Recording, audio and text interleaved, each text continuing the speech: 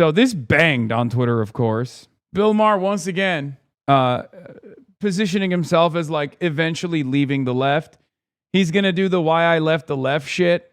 He's just, getting ready for it. He's trying to get everybody ready for it. Like this is going to be a big surprise when it happens. Why I left the Democrat Party from Bill Maher. And finally, new rule, Donald Trump has told 1 trillion lies, but when he says the Democratic Socialists of America are actually communist, that's not one of them. And it's not hard to prove it, just by quoting the DSA and their candidates. It gives me no pleasure to have to do this. I'd much rather keep going the good vibes from... This is so good. Look, I'm gonna keep it $1.50 with you, okay? For all the DSA cadres in here, for all the DSA folks in here, take one thing from me, okay? What do I always say? Whenever people ask me this, I always say, look, I don't self-describe as a communist, but I have no issue with the moniker. This is your opportunity to also do the same. And if you're a communist, even better. But if you're not, and you're like worried, oh no, they're calling us commies, they're calling us communists. They call everybody communist. Okay? The Republicans call everybody communist. They call Nancy Pelosi a communist. Who gives a shit? Who gives a shit? It's no longer the Cold War. Okay? It's no longer the Cold War. The dynamic is changing a lot. So this is your moment, your opportunity to not back down from these sorts of statements. Do not fall for it. Double down. Double down. Be like, what's wrong? What's wrong? That's a decent end goal. I think so. My summer vacation. I had an awesome one, by the way. I totally got a girlfriend at Bible camp.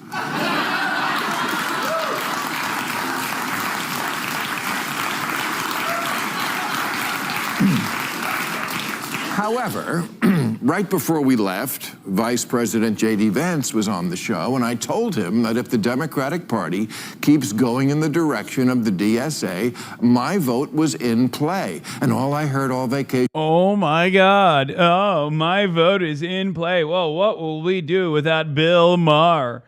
Oh, no. For every Bill Maher vote we lose, we will gain 1 million, okay? Bill Maher and his attitude, and I mean this sincerely, like Bill Maher and his attitude and the way he carries himself is exactly what is wrong with the way people perceive the National Democratic Party. Okay? 1,000,000%. Smug, entitled, elitist, know-it-all arrogance. It is so repulsive. Bill Maher is the poster boy for the Democratic Party's failures thus far. I personally welcome his hatred. I personally welcome his exit from the Democratic Party. Think about it. If you were thinking about not just the Democrats of the old days, right? But if you were thinking about this party, this national party as a brand, as a vessel for change, okay? Who do you think is better suited to be the face of the party? Zohran Mamdani or Bill Maher? I think we know. I think we have an answer for that. What would be a better party overall if the Democrats leaned into the Democratic Socialists of America or leaned into Bill Maher? Yeah, with his nauseating smugness. Oh my God, you're a Republican now. No, that's not what I said. I said in play. And here's why. Because not a week goes by where I don't read about some newly chosen, exciting new face in the Democratic Party. And then when that... Like, look at these faces. These faces are awesome. These are incredible people. They're all young. They're vibrant. There's so much dynamism on our side. It is so crazy. Of course, this fucking asshole who's wrong all the time and a smug conservative reactionary piece of shit is going to despise where the base has moved and where the excitement really is in American politics right now for the first time in a very long time. Face opens its mouth, the Communist Manifesto or some other crazy shit comes out. Again, let's just read the quotes. The DSA platform says you work as much as you are able and no more than needed. If that was any closer to Karl Marx's dictum from each according to his abilities to each according to his needs, they'd be sued for plagiarism. I mean, that is literally, yeah. dude, dude, this is so funny because he's like, wow, guys, let me tell you how shocking this is. These socialists are socialists. Yeah, no shit, you fucking idiot. What are you talking about? Wow. Guys, hold on. I've learned something very fascinating about this Democratic Socialists of America movement. They really like this Karl Marx guy. What? No. Are you serious? What are you, crazy? What? What a revelation. What? What's next, dude?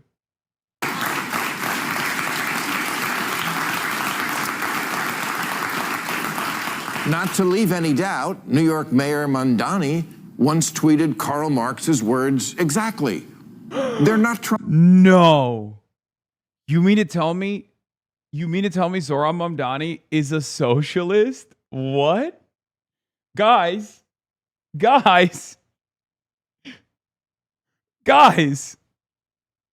I'm panicking. This is not all right.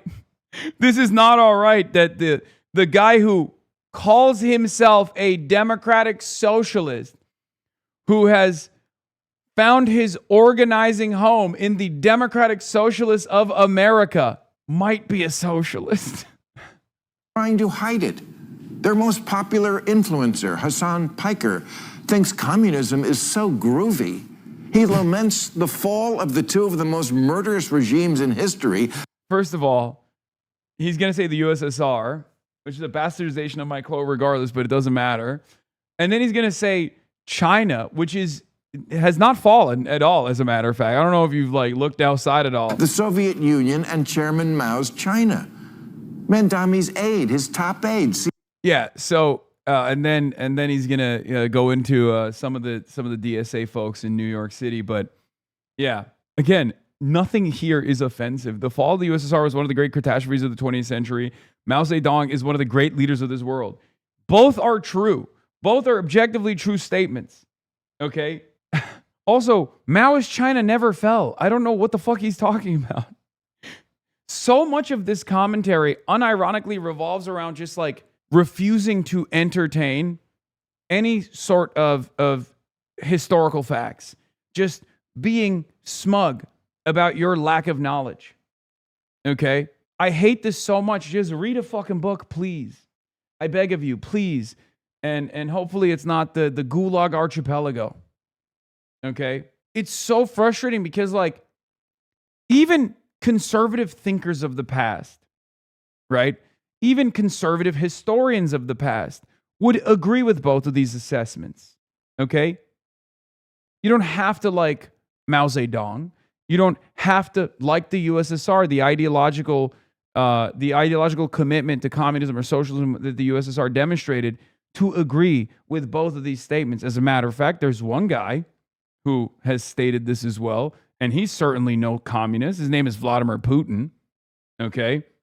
Saying the fall of the USSR was one of the great catastrophes of the 20th century is an objectively correct assessment. Okay? That's it. You don't have to like the USSR to feel that way. The posture that it did not lead to so much death and destruction in Russia, in the Soviet bloc, is silly. It's just a historical fact. Child prostitution, diseases of despair, life expectancy plummeting, sex trafficking increasing, sex trafficking of children increasing from the Eastern Bloc countries. Yeah, I am not a Maoist. I know people get mad at me for it. I'm not. But it is objectively true that Mao Zedong and his contributions to global affairs, to history, is plenty. He is a great man of history. Our greatest foreign adversary now is the People's Republic of China. Okay? There would be no People's Republic of China without Mao Zedong. There it is. That's proof in the pudding. This doesn't mean that you subscribe to everything that took place in the assessment of Mao Zedong. Mine is not dissimilar to that classic trope that I deploy every now and then that I paraphrase and mess up. What was it? Like if Mao Zedong had passed away in 1960, he would be regarded as one of the greatest minds of all time. I'm trying to find the quote because I want to give it to you correctly. Oh yeah, here it is. Had Mao died in 1956, his achievements would have been immortal. Had he died in 1966, he would still have been a great man, but flawed. But he died in 1976. Alas, what can one say?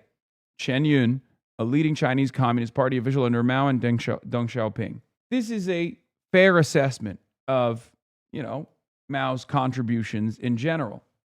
This is also closer to the contemporary Chinese assessment as well. It sometimes changes with the attitudes, with the cultural attitudes, with the political modes of governance, where, sometimes they lean heavily into Mao. It's not slanderous by any means, okay? There were many failures within the Great Leap Forward attempts that led to crises, many deaths, many more deaths than many excess fatalities. Cultural revolution, obviously, as well, especially led to many failures as well, many setbacks. But ultimately, the reason why 1.4 billion Chinese people do not have the same assessment of Mao Zedong as do Americans is for one reason and one reason only. It's because without Mao, there is no People's Republic of China. You don't have to like modern China, okay? You don't have to like the Communist Party of China to learn important lessons from Chinese history, to learn important lessons from what they're doing that we could apply here, adjusted to our own material conditions. And you certainly don't have to like the People's Republic of China to recognize that Mao's contributions to the world was plenty, okay? Hasan, stop simping for private property just for 1 second, please. China. Mandami's aide, his top aide, Sia Weaver, said if you don't believe in the government's sacred right to seize property, it's over, and impoverish the white middle class. Beast mode. I love her so much. One of the things about Zoran is that the people surrounding him oftentimes are so much cooler than he is. But that's also part of the reason why I really respect what he's doing. She's awesome. What? That's a goal? You know you're supposed to scare people into voting for you, right? One of the new soon-to-be Democratic Congresspeople, Darlisia Chevalier, Bro can't say a single fucking name right, dude. God, you are such an old racist baboon. I swear to God.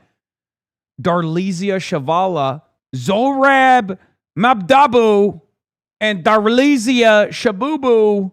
Like, what the fuck, man? Is Daria Liza. Reports seizing all properties from landlords and said seize the means of production. Mandami has said the end goal is seizing the means of production. I think they want to... Wow. Guys, again, first with the Karl Marx quote, I was a little confused. Okay? First with the Karl Marx quote, I was like, well, that's making me a little uncomfortable. But now they're saying the end goal is to seize the means of production. Guys, these socialists sound quite a bit like socialists. And I'm beginning to not like what I'm hearing. Really messed up. Really messed up that they're saying socialist things. Seize the means of production. Now, maybe you missed that in school or missed school altogether, but that's communism. That's communism, which we tried, and it doesn't work. We tried. We tried communism, and it doesn't work. When did we try communism? Everybody knows communism doesn't work. Bitch, we live under capitalism, okay? And the reason why, despite years and years of propaganda and successful initiatives to completely thwart and destroy the socialist movement in this goddamn country, people are finding themselves more sympathetic to this ideology once again at the heart of empire, at the heart of capitalism in the United States of America, is because capitalism is fucking failing. It's not because there are incredible spokespersons for communism or socialism in this country. It's not because of me, you know. It's not because of others. It's not because of Zoran Mamdani either, right? It's because people are arriving at their own recognition that capitalism has failed for them and it's getting worse, okay? That's it. That's it. We can only steer people in the right direction to the best of our ability. We can only show them that there is an alternative out there. But ultimately, without those contradictions, without people recognizing that they are struggling for one reason and one reason only, and that reason is capitalism. It's not trans people, it's not undocumented migrants, it's not black people, brown people, but it is the current design of the system. Without people recognizing that they have that pain, without people recognizing why they have that pain, this wouldn't work. If capitalism was unbelievably successful, people would probably agree with you. But capitalism has been unbelievably successful for you, so of course you maintain this position. But the masses do not have a $100 million contract from HBO to smugly speak about how everything is actually fine and we should be more ruthless to marginalized communities on a nightly basis. People don't have the same cushy gig that you do. Parties can change sometimes, you know. You have to keep up. Who freed the slaves? Republicans. Lincoln. Oh my God. Oh my God. Oh my God, the pivot. Okay, who was corresponding with Abraham Lincoln? His name was Karl Marx, okay? That's right. Karl Marx, that guy. The Republican Party, the party of Lincoln, was literally created to abolish chattel slavery in the South and wage slavery in the North. Are you really going to say that that is the current contemporary Republican Party? Are you fucking insane? The Republican Party was the closest to a proto-communist party that we ever had in this goddamn country, with the exception of, like, you know, Eugene Debs and some others. Democrats were the racist party back then, but then JFK got elected and it switched. The DSA itself has switched, even 5 years ago. It shunned communists. That changed. Things changed. Yeah, and now they're successful. So what does that say? Much to think about. Much to think about, Bilbo. So he's also not right about this regardless. But what he's actually pointing to, but not doing it correctly, is like that, yes, DSA at its inception was an expressly anti-communist institution, okay?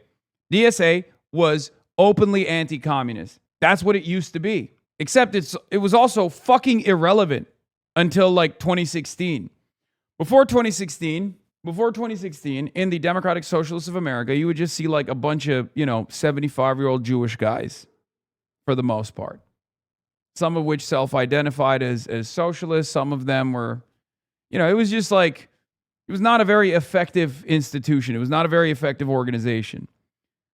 Things changed after Bernie Sanders in 2016, and then DSA saw a big push after the AOC race in 2018, and it's been growing ever since then. But DSA post-2016 is a very different Democratic Socialists of America than pre-2016. Another big changing point, another big turning point for the Democratic Socialists of America, in my opinion, was post-October 7. October 7 is where the Democratic Socialists of America shed the remaining non-anti-imperialist wing of the party, okay? The first turning point was 2016. The second turning point, and there were, instances where there were big boosts in the membership, obviously, with electoral victories. AOC being, one of the major points for Democratic Socialists of America. But the second turning point, where Democratic Socialists of America shed their last remaining like pro-imperialist wing, was after October 7. Because after October 7, when DSA came out and were like, we're still pro-Palestine, we are not a pro-Israel institution at all. We are still very much pro-Palestine. We're still pro-BDS, boycott, divestments, and sanctions on the state of Israel. That was a bridge too far for some. And people left the organization. People who had been a part of the organization since it's like Harrington days even. Or like, we're done with this. Yeah, from the Wikipedia, the organization grew from 6,500 members in the fall of 2014 to 8,500 by Election Day 2016. The day after Trump's election, 1,000 new members joined. By July 2017, DSA's membership had reached 24,000. By the end of 2018, it was 55,000. And by 2021, it peaked at 94,000. And then it stopped. But then there was a bunch of people that left the organization post October 7 because they thought this is too anti-Israel for my taste, too anti-Israel for my liking. And now it's well over 100,000. I believe the last number was like 110, 120,000? I don't know the exact number. Those are all dues-paying members, by the way. It's huge. The Democratic Socialists of America is now the largest socialist organization in U.S. history, okay? For the last 13 years or so, I've been trying to feed new members to this organization to the best of my ability, year over year, and there were definitely periods of time when, it wasn't happening, and now we have arrived. But it took a long-ass time to get there. The idea that this is, I myself, of course, I'm independent. I'm an independent media figure, independent media personality. But this is the most politically important the Democratic Socialists of America has ever been. So it's very funny whenever these guys go, why don't you go back to the old roots? Why don't you go back to being pro-American imperialism, for example? Why can't you? Why are you saying that you're in favor of seizing the means of production? What are you, some kind of fucking socialist? Yeah, unapologetically, yes.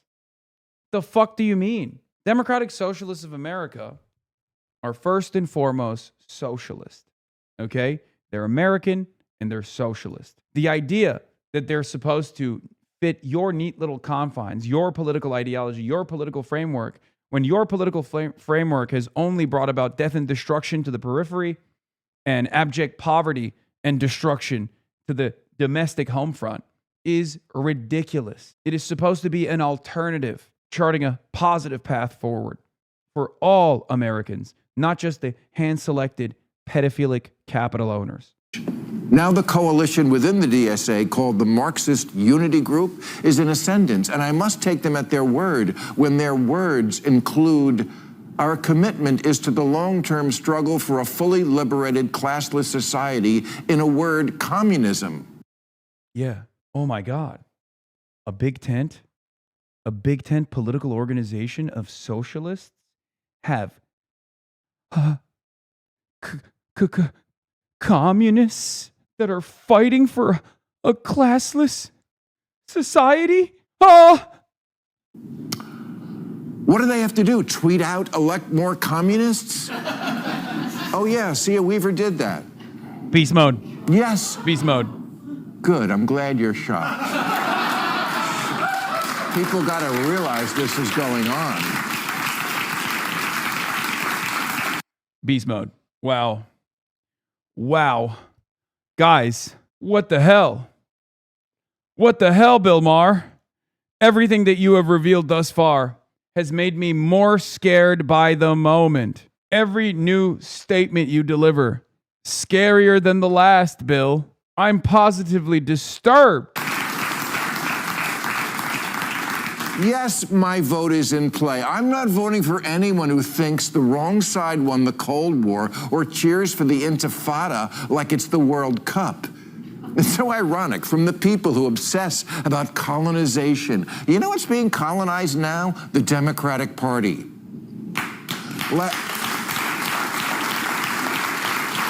Classic reactionary thought, by the way. The Democrats are being colonized by what? Lifelong Democrats realizing that there is a socialist alternative that they subscribe to? Wow. How is it any different than when Republicans say, oh, the real colonialism, oh, you're talking about colonialism. The real colonialism is when Mexicans cross the border. That's not colonialism, you fucking jackass.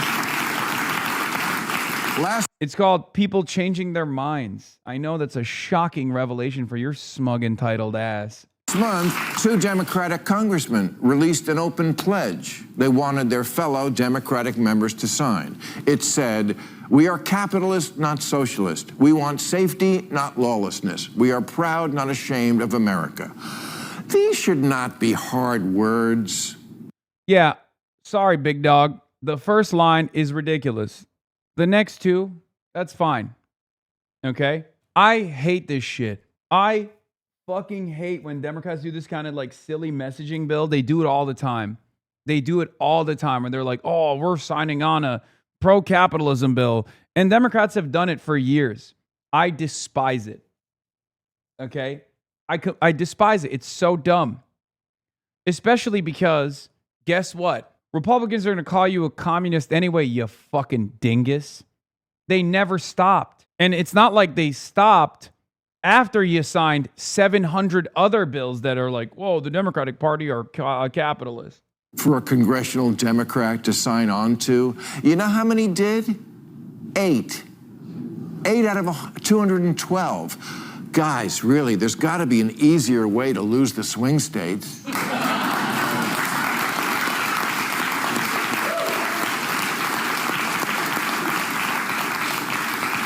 And no, this nonsense is not where most Democratic politicians are right now, but it's also becoming a raging fire festival in the party that neither is anyone putting out.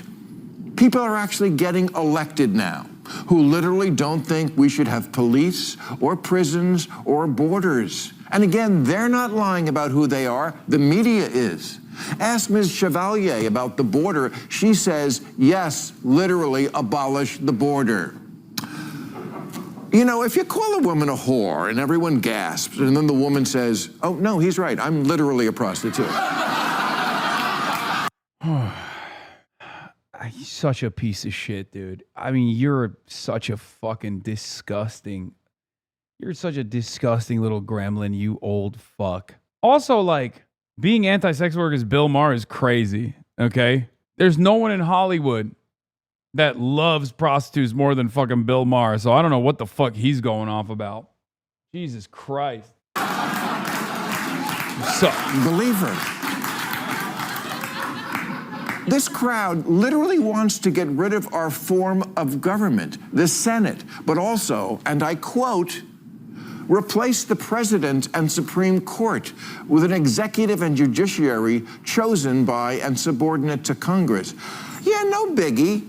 Just taking the very essence of our government, which is 3 branches checking each other and shit-canning 2.5 of them. Who could be this nuts? I'll tell you who. Morons who are still wearing COVID masks in 2026.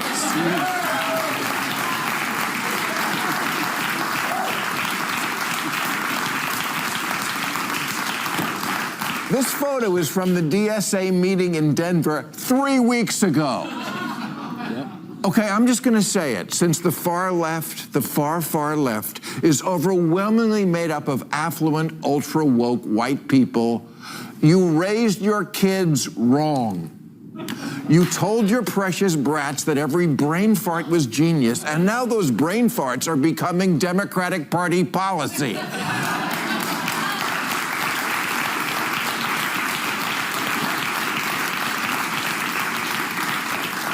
Francesca Hong, yet another major Democratic candidate who's all in on abolishing the police and is running for governor of Wisconsin, says, I think that my perfect world would be a world without prisons because we all see the humanity in one another and then we know nobody's disposable. Well, murder victims are. I mean, if you heard this kind of nonsense coming out of the... Bro, you can't even say you want a perfect world where prisons are obsolete without motherfuckers being like, oh, you just want to let rapists get away with rape and murderers to get away with murder. Like, we can't even say, hey, man, a better future is possible without some fucking cynical, nihilistic douchebag being like, fuck you! It's not possible. Words used to mean something. We're no longer communicating with one another, man. We're no longer communicating with one another. We're just posturing angrily towards ideological planks that we choose not to understand. It's so fucking annoying. You literally cannot even say, look, man, I think in a perfect world, like, imagine if someone were to be like, look, I think in a perfect world, there would be no need for money. Okay? And then someone goes, that's the worst thing I've ever heard. Fuck you, kill yourself. You're a fucking piece of shit. It's like, why? Why can't I even say that this is like a pie in the sky goal that we could move towards where there's no inequality? You know? Why can't I say that? I want it. I want it for others. Why? Do you have an issue with that? At its heart, America was about dreaming big. Okay? This was a country that put a man on the moon. This is a country that strived to be better and oftentimes failed to do so. But at least we dreamt. Nowadays, motherfuckers yell at you for dreaming. Nowadays, motherfuckers say a better future is not possible. That's my policy. It is so crazy, man. It's so crazy. You can't even say, I have a dream for a more positive future without people making commentary around how fucking bullshit that is. What the fuck? Mouth of a teenage beauty queen, it would be an eye roll.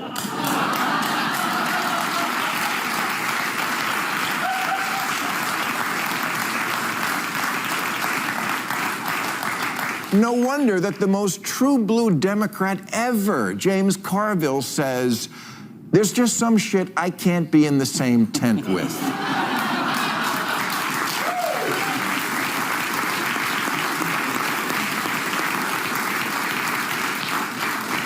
Yeah, Carville said, I'm done. I'm not in that fucking political party. Now, Gavin Newsom disagrees. He says he's good with it because the party is a big tent. Well, you know what else you find in a tent? Clowns. Yeah, well, when you leave, there will be one less fucking clown.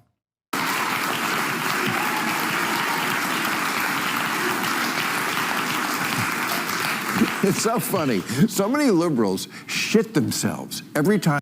Look, man, it's pretty simple. If you suck J.D. Vance's cock, if you go and have fucking dinner with Donald Trump, okay, and you normalize their behavior and their fucking odious worldview while simultaneously opposing anything marginally to your left or majorly to your left, you're not a fucking Democrat, okay? Which is fine. It's fine. But you're no longer a liberal either. You know what I mean? You're not an anti-fascist. You're a fascist. They were nice to you, partially because you're cheap. One meal and a smile, and you're there. After years and years of channeling all of your advocacy around Donald Trump and Donald Trump only, you've decided you're gonna lean in that direction now. It's fine. We knew it was coming. I welcome it personally. Let the trash take itself out. Trump puts gold on something in the Oval Office. Oh, it's historic. And the separation of powers isn't? Get your head out of your ass. I would vote for Sarah Palin before this shit.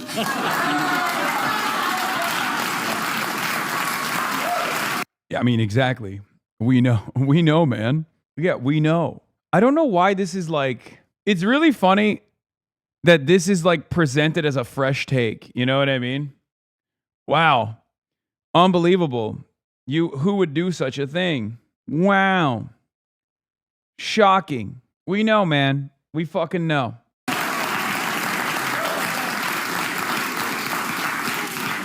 She's a bimbo, but if you asked her to come up with something she likes about America, she could do it. You betcha. Thank you very much. I think this is a good thing and not a bad thing, because there's going to come a time and place where people are going to either shelter their perspective, but choose a side. And I would rather have the likes of Bill Maher, especially such gross, such repulsive, arrogant monsters like Bill, openly state which side they are on. Okay? It's that simple. Bill Maher is far more comfortable with fascism at a time when fascism is growing, at a time when fascism is taking root in much more meaningful ways than ever before. No longer are they crypto fascists, but they're just straightforward fascists, right? That's what Trump 2 has brought us. Bill Maher leaning in that direction is unsurprising. Okay? I don't think he'll be able to bring a lot of people with him.